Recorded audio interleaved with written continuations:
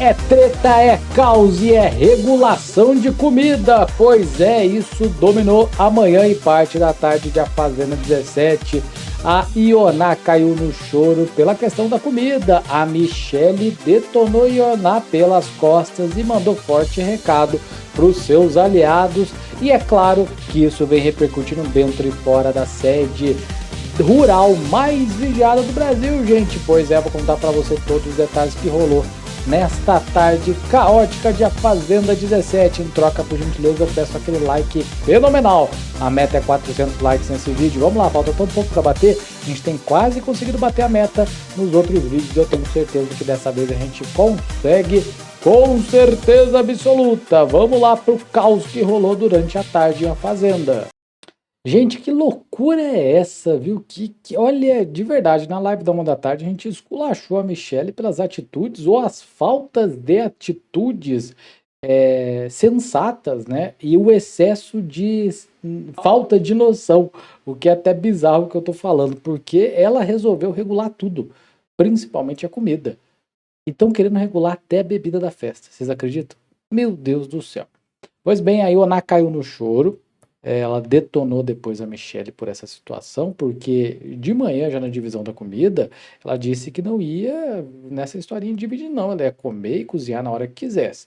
Durante a live da era 1h40 e ainda o grupão estava tomando conta da cozinha. O que era um absurdo, né, gente? E o desenrolar dessa história toda foi que a Ioná detonou a Michele ao descrever a postura dela com as pessoas da casa, reclamando que ela enche os homens de mimo enquanto eles agarram ela, né? Dão aqueles beijinhos, aqueles abraços. Abre aspas, meus filhotinhos, eu amo vocês, lindos, maravilhosos. Ironizou. A Ioná classificou o grupo como miseráveis por aceitar isso e outras coisas. Afirmou que a presença de Michele, uma cozinheira que vem cozinhar para um bando de macho, de acordo com as palavras da Ioná, incentiva comportamentos de dependência e falta de protagonismo masculino, e criticou a repetição desse padrão entre os participantes, dizendo que tudo muda quando aquele papel não existe mais. Na fala dela, a Ioná disse que bastaria tirar a cozinheira para que cada um começasse a fazer o seu, e voltou a atacar Michele com a palavra que resume ela, de acordo com a Ioná: planta. Pois é, galera, a Ioná perdeu a paciência, a gente já comentou com vocês, pela série de falta de noção por parte da Michele Barros. Regulação de comida, regulação de sal, regulação de tempero, regulação de tudo. Tudo dividido. Algo que a gente jamais viu, pelo menos eu não lembro a última vez que eu vi desse jeito em A Fazenda, completamente desnecessário, completamente sem noção. E é claro que os participantes já estão pé da vida com Michele, principalmente do grupinho. O que mais me irritou, me incomodou, foi ver aquele grupinho, o grupão encostado na cozinha, 2h pouco da tarde, e ainda assim o pessoal do grupinho tendo que esperar para poder cozinhar, fazer o deles. Um completo absurdo, uma falta de noção, uma falta de empatia para uma pessoa que é jornalista, uma pessoa que trabalhou na maior emissora do Brasil e ainda veio com a pauta de ter empatias pelas mulheres, pelas pessoas que passam fome no Brasil, como ela falou uma série de vezes, e aí quando é colocada à prova, ela simplesmente ignora. Quem deu o aval para Michele ser a controladora da cozinha? Quem?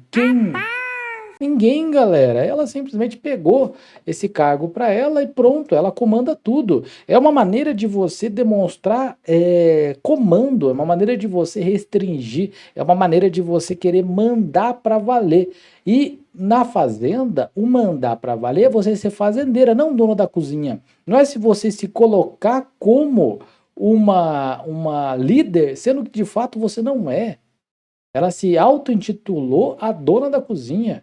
E a gente viu isso num reality recente, que foi o BBB 25, onde tinha a participante Camila lá, que também tomava conta da cozinha. O quão chato é você ter que comer a mesma comida, ter que fazer exatamente aquilo que a cozinheira quer.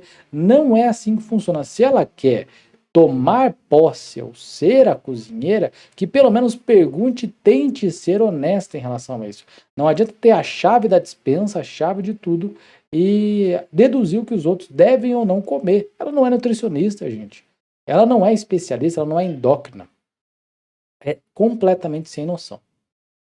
A Ioná reforçou que não compactua com esse tipo de situação e diz que o ambiente tem que ser um ambiente onde tem que ter conivência e passividade. Aliás, é um ambiente onde essas pessoas se alimentam de conivência e passividade. E deixou claro o incômodo com os participantes do grupão naturalizarem isso, não só do grupão, como alguns do grupinho também, como se fosse algo completamente normal. E claro que a gente tem o outro lado da história, porque a partir do momento que a Ioná vai para cima da Michelle, Michelle, que até então estava sumidaça no jogo, resolveu aparecer nessa situação aí louca, porque não tem como falar que isso não é loucura, né? Numa divisão de comida onde não há necessidade, ela numa conversa ali com os seus coleguinhas, né? Ela detona a Ioná e diz que orientou o Will a se afastar de Ioná. Principalmente após uma situação do desentendimento em que ele jogou um edredom sobre ela e a participante reagiu gritando. Ela que é a mãezona, quer pegar o cargo de Renata também, da mãezona, né? Cozinheira e mãezona. Segundo a Michelle, havia o risco de Ioná interpretar a atitude como agressão, por isso pediu que ele saísse imediatamente do local. Disse que em seguida chamou Dudu e Carol, já que Ioná afirmava estar passando mal e sendo maltratada e também travada.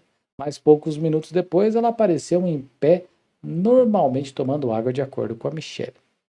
O Creu criticou o episódio e comentou que não acreditava no choro da Ioná, que tinha acontecido alguns minutos antes, né? Dizendo que não via lágrimas reais, e sim lágrimas de crocodilo. Michelle reforçou que Ioná já tinha ouvido conversas anteriores com Kate e Matheus e que usava as situações para distorcer e se colocar como vítima mais uma vez. Afirmou que existe um limite para esse tipo de comportamento e que, na sua visão, já passou da hora de agir diante das repetidas atitudes da Ioná. O Guilherme, que estava ali, sugeriu que, assim como já acontece, aliás, em outro momento, gente, para ficar bem claro, o Guilherme fez a seguinte sugestão. Olha a bizarrice da sugestão dessa planta enorme, gigantesca, chamada Guilherme. Cadê a foto aqui? Tá aqui, ó. Olha o que ele sugeriu, gente. Ele sugeriu que, assim como já está acontecendo com os alimentos, está na hora também de ter a divisão das bebidas da festa. E essas bebidas devem ser divididas igualmente entre todos. E é claro, gente, que o grupão é maior, se é igualmente eles ficam mais, quem não bebe passa para outro. O que é uma desvantagem, na minha opinião. Ele explicou que a ideia é chegar no evento, na festa, e não deixar ninguém pegar nada sozinho e só depois então repartir de forma organizada. Chaya concordou de imediato com a proposta e disse que vai estar junto, viu? O Mesquita completou pedindo que alguém segure o Matheus em tom de brincadeira. Meu Deus, Mesquita. Supera, cara, supera. Indicando que ele poderia se empolgar e atrapalhar a estratégia de dividir as bebidas entre o grupo. Chegou ao ponto de bebida, galera. Eu quero ver essa festa, viu? Vou até colocar a foto dele, porque às vezes você esquece da existência desse rapaz aqui, que, né? Guilherme, que fez a sugestão. Dá vontade de soltar um palavrão, viu, gente? Que sugestão estúpida. Estúpida mesmo. E aí a gente volta um pouquinho no tempo, porque nós temos a Gabi um pouquinho mais cedo, a Gabi Spanik, falando sobre a questão do horário do almoço, gente. Olha o tamanho da confusão. A Gabi Spanik, ela reclamou não só da divisão de comida, como também da falta de tempo para cozinhar. Como assim? Todo mundo tem fome, né? 11 horas, meio-dia. O nosso corpo está acostumado com isso. Algumas pessoas, 1 hora da tarde. O problema é você ir muito tarde almoçar. Isso prejudica o dia todo, prejudica numa potencial prova, prejudica até mesmo você ficar mais estressado pelo fato de ter fome. E ela disse que estão almoçando muito tarde porque o outro grupo, o grupão, está ocupando o fogão durante tempos, né? Horas e horas. Abre aspas para ela. Nós almoçamos tarde porque eles utilizam toda a cozinha, todo o forno e nós temos que aguardar. Não acho isso justo, não é justo. E a Tamires afirmou que para manter a organização, todos deveriam respeitar os horários das refeições e esperar para comer juntos. Olha a confusão que está virando. A Tamires, ela quer que todo mundo espere o grupão desocupar ali para todo mundo comer junto. Ninguém pode passar à frente. E ela disse que apenas em casos de fome extrema, alguém poderia antecipar isso e ir lá comer. Mas que, no geral, era importante preservar esse costume coletivo. Meu Deus, isso vai virar um caos gigantesco. Você acha que acabou na Tamires? Não, porque nós temos a Carol também, vou colocar a foto dela aqui. A Carol reforçou que também não gosta de ver participantes comendo antes dos demais e contou que aprendeu em casa a esperar, dizendo sentir pavor desse tipo de comportamento. Tamires voltou a insistir que se alguém não aguenta esperar, então pode se virar como uma frutinha, comer uma bananinha, em vez de atrapalhar o time da refeição do grupo. Gente do céu, olha, eu tô pra ver, viu? Tô pra ver uma situação dessas. Tamires, você tá vendo bem, viu? Mas que sugestão. Tudo bem, eu entendo, gente, que o costumes deve ser todo mundo comer em conjunto.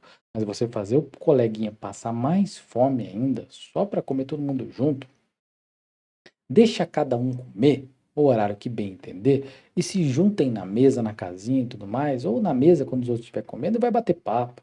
Faça parte. Sinceramente, né? Sinceramente. E temos a Carol também relatando a discussão que ela teve mais cedo com o Fernando sobre panelas, que virou um Deus nos acuda ali, que foi até acusação religiosa de um para cima de outro.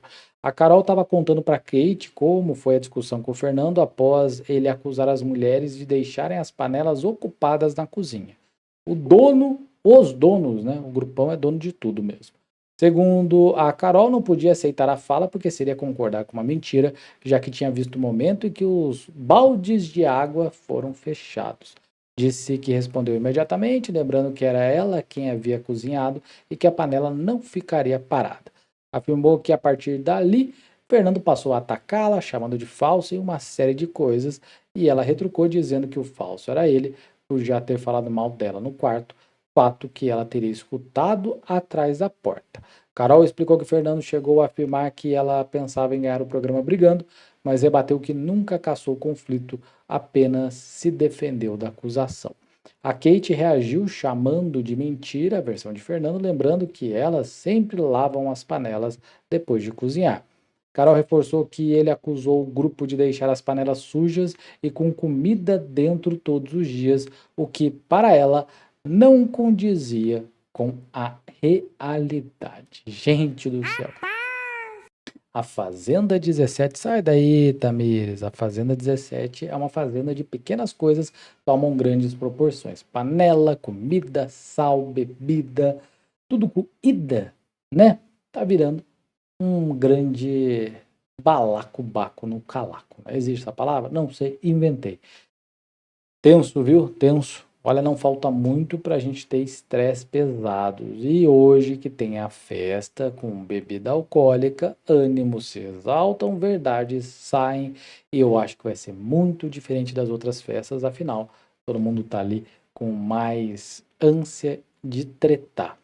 A falta de comida faz com que as pessoas fiquem mais devagar, mais estressadas, e isso a gente vai ver um caos completo. Não sei se a direção vai tomar alguma medida em relação a isso ou vai deixar a situação escalar até tomar a proporção que acham que deve tomar. Não sei, gente. Eu sei que essa questão da comida não acho entretenimento, não gosto mesmo, assim como foi ano passado do remédio. Vamos ver a que ponto chega, porque eu não acho divertido você fazer o outro passar fome se não fizer parte de uma dinâmica, tá?